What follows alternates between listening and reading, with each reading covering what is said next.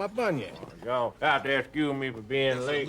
Then he definitely You know, you're such a wants tickly to wickly. You've never been that ticklish before. Gender-bending roles, men in drag, have been a Hollywood staple for years. Some Like It Hot is a classic. More recently, Tyler Perry created the top box office drag character, Mouthy Medea. That old broad is something, man. She's something. Medea goes to jail top the box office. Perry now joins an impressive group of A-list actors who put on a dress, or at least a bustier, and wowed audiences on the big screen. Speaking of bustiers, Tim Curry was a sweet transvestite from transsexual Transylvania in the Rocky Horror Picture Show. The movie version of the successful stage play is a cult classic. Can't you just see? After Dr. Frankenfurter put on fishnet stockings, Oscar-nominated actor Johnny Depp donned an Angora sweater to play cross-dressing director Ed Wood. Robin Williams, as Mrs. Doubtfire, created another classic comedic role. 25 years ago, Dustin Hoffman earned an Oscar nomination for Tootsie. Preparation for the comedy included hours in the makeup chair to find the right look. Hair and makeup are the first people you talk to. And you try this and you reject that, you try this and you reject that, and this can go on over weeks, sometimes months.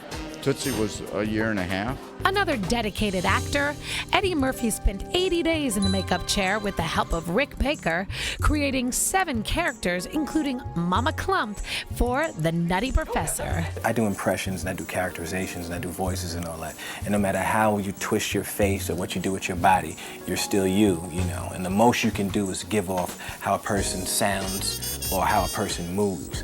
And Rick, when I hook up with Rick, I could bring a whole together we bring a whole person to life. Like Eddie Murphy, John Travolta put on prosthetic makeup to play Edna Turnblad in Hairspray. Go, Tracy! Go, Tracy! First you go, oh, that's John, you know. But then once you're into it, you just forget that it's me, and you just ride this trip with this very large woman. John Travolta earned a Golden Globe nomination for Hairspray, as did Nathan Lane for his drag role in The Birdcage. I want a palimony agreement, and I want one now.